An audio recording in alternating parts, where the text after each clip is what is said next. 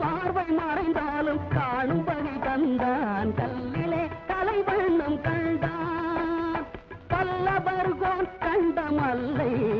போல பாரெங்கும் தேடினும் ஊரொன்றும் இல்லை கல்லிலே கலைவண்ணம் கண்டான்